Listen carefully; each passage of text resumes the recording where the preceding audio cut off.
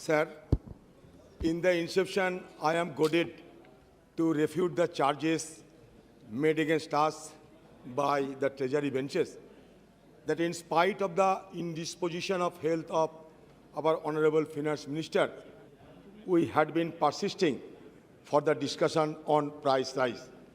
With all humilities at my command, I refute the charges because these charges are based upon unmitigated falsehood and calumnies. Since the day it was heard that our finance minister has been infected by COVID, we have been praying for her immediate recovery and recuperations. We have suggested the government that we can initiate the discussion once our finance minister will be recovered. The reply could easily be given to us. But now, without any rhyme or reason, simply the allegations have been hurling against us much to the, disrespect of the opposition, and it is simply based on a falsehood. Madam, again, we are wishing all for your recovery and wishing for your sound health, because being the finance minister of our country, you need to sustain your safe and sound health. Sir, ये चर्चा बहुत समय से हो रहे हैं। मैं सिर्फ एक बात कहना चाहता हूं कि ये चर्चा में विपक्ष पक्ष बहुत सारे बात तो जरूर करते हैं। सर, मैं ये सदन में आया है only to express our concern for the common people of our country.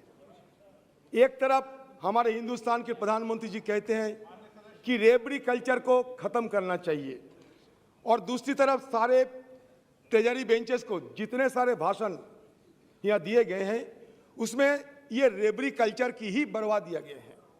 मुझे थोड़ा कंफ्यूजन लगे कि रेबड़ी कल्चर जो प्राइम मिनिस्टर कहते हैं और आज की प्रधानमंत्री जी की तारीफ और एनडीए सरकार की तारीफ में जिस तरीके से सराहना करते हुए बयान पेश किए गए हैं, इसमें what is the distinction between revdi culture and other culture?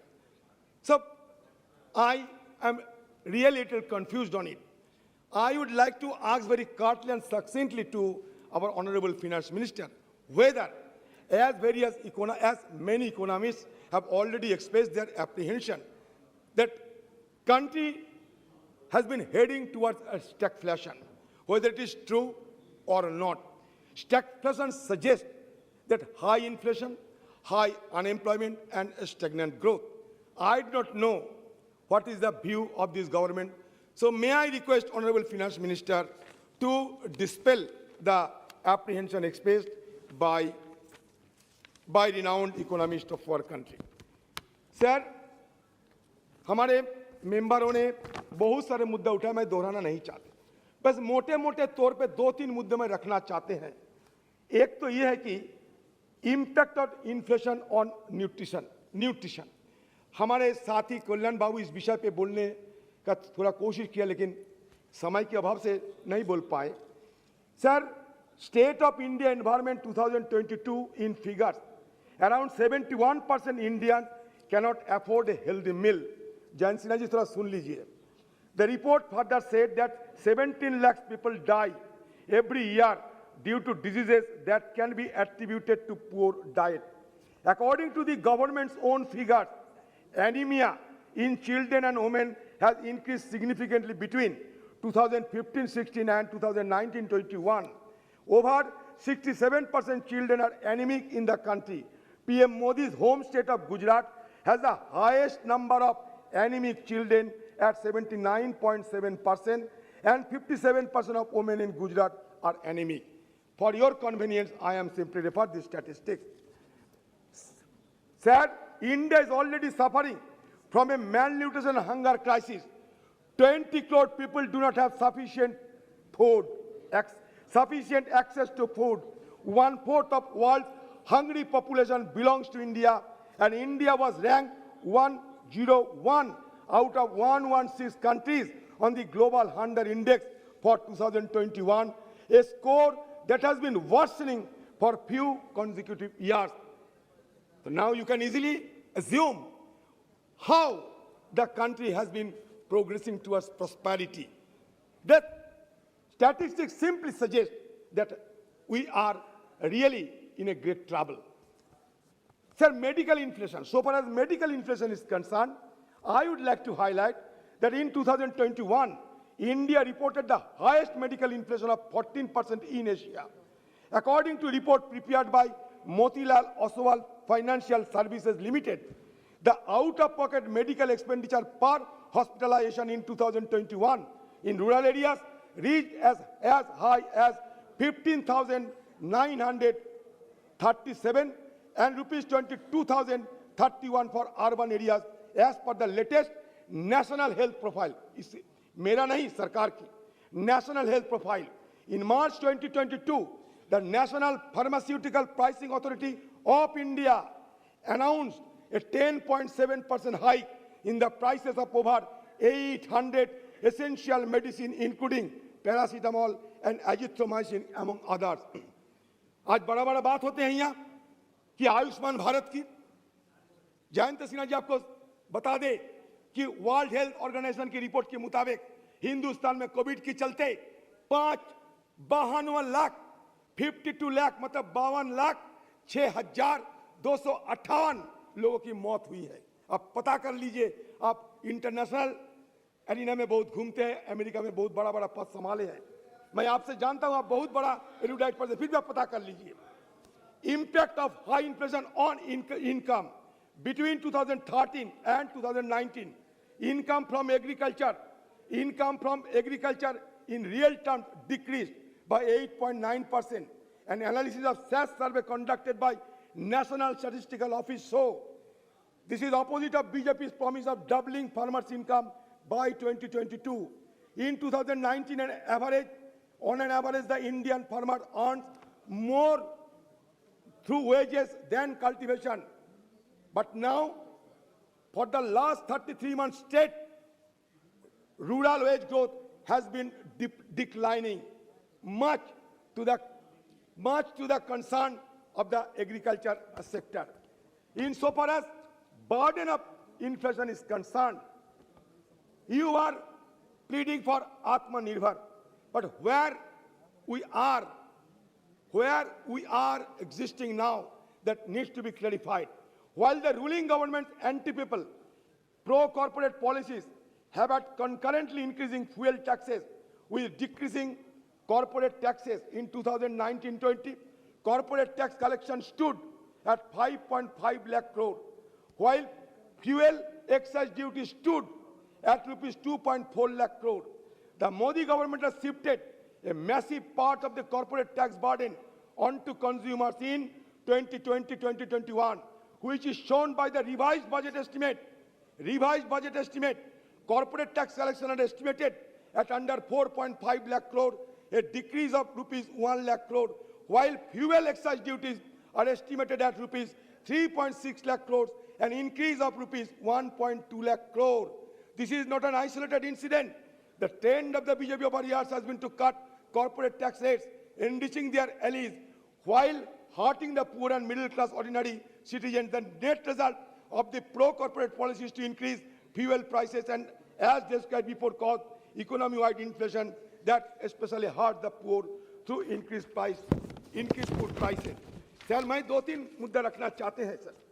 Sir, ये सदन के अंदर मान लीजिए 18/7/2020 ये एक लोकसभा में एक क्वेश्चन की रिप्लाई में सरकार ने खुद बताया, the government has constantly boasted of ease of doing business, but the finance minister herself said that in 2022 alone, $14 billion have been withdrawn from Indian equity markets by foreign portfolio investors.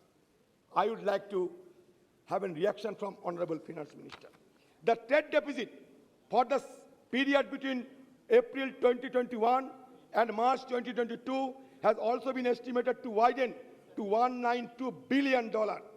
Despite the government chest thumping over 400 billion export figures, it should be remembered that widening trade deficit have caused depreciation of the value of the rupee. In turn, the same has made imports costlier, making it a vicious cycle for the citizens of the country unable to afford basic commodities. Source क्या है? PIB release. PIB release की source बता रहा हूं. लोकसभा में question हुआ था 18/7/22 में. The value of the Indian rupee has depreciated by almost 25% since the end of the December.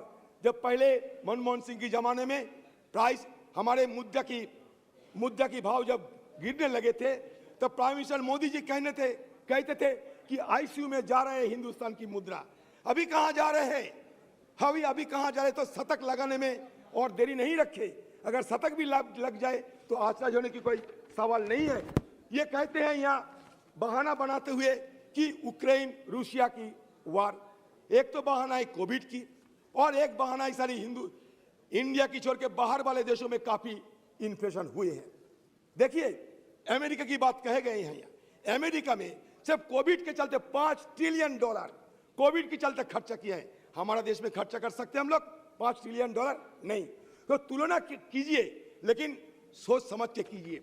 हमारे जैसे हिंदुस्तान में अभी 7.01 सीपीआई इन्फ्लेशन. आपको बता दे जयंत सिन्हा जी, ऑस्ट्रेलिया में 5.09%. आपको बता दे चाइना में 2.44%, जापान में 1.97%, मलेशिया में 2.84%. आप खुद तय कर लो. आप कोविड की और यूक्रेन रूसिया जंग की ये बहाना बनाते हुए लोगों को गुमराह ना करे तो बेहतर होगी. आपको शायद सुविधा के लिए मैं और 2-3 मुद्दा रखना चाहते हैं. जैसे कि मान लीजिए कि ग्राम दाल यूपीए की जमाने से अब इसका बढ़ोतरी हुई है 50%. अरहर दाल की बढ़ोतरी है 48%. उड़द दाल की बढ़ोतरी है 59%. कहाँ लाए? पोटैटो की बढ़ोतरी हुई है 11%. ऑनियन की बढ़ोतरी है 30%. टोमेटो की बढ़ोतरी है 56%. तो सर बात हम लोग इसलिए यहाँ आए हैं कि कोई रास्ता कैसे निकाले जाए, हम सबको इस पे सोचना पड़ेगा. लेकिन सरकार अगर इसमें आने रहे कि उनका कोई गलती नहीं है, सिर्फ प्रचार है, ये ठीक नहीं है. आप एक रिस्पॉन्सिबल सरकार की नुमाइंदे होने के नाते सच को सच बताइए, हाँ को हाँ, ना को ना बताइए. इसमें चर्चा की और गरिमा बढ़ते रहेंगे. तो बात यह है कि सर आप देखिए सर, ये सब मैं नहीं सर, हमारे sir former noted economist of World Bank and former chief economic adviser Kaushik Basu has slammed the current government's economic management, alleging that not enough is being done for the welfare of the poor. The renowned economist also added that with India's population growing at 1.2%, annually, real GDP per capita has sunk minus 0.1% over the past 2 years. Sir, according to World Inequality Report, India stands out as a poor and very unequal country with an affluent elite. इसलिए हमारे नेता कहते हैं कि मोदी जी की सरकार हम दो और हमारे दो की सरकार है. यहाँ सारे लूट लिए जा रहे हैं किसी 2-3 कंपनियों ने और बाकी हम लोग रह गए इस अंधेरे में, गरीब लोग. Where the top 10% हो गया. Sir, top 10% of Indian population holds 57% of the total national income, including 22% held by the top 1%, while the bottom 50% hold just 13% in 2021. It further stresses that the top 10% of Indians had about 96 times more income on average than the bottom 50%. Similarly, Oxfam International claimed that in 2021, India's top 1% owned about 77% of country's wealth. How is this possible without the support of this government? So इसलिए मैं कहता हूँ, झूठ को बोलने में आप आदी ना बनो, झूठ बोलने का आदत ना बनाओ, क्योंकि झूठ बोलते बोलते आपका आदत इस तरह हो जाएगा कि हर किसी को झूठ बोलते लगोगे. इसलिए झूठ ना बोलो, अपने आईना के सामने, शीशे के सामने खड़ा होकर देखो देश को और लोग को गुमराह मत किया करो. यही निवेदन करते हुए मैं वित्त मंत्री से जानना चाहते हैं कि हिंदुस्तान की इस हालत से बाहर उभरने के लिए क्या क्या ठोस कदम उठाए जा रहे हैं आप बताओ सदन के अंदर।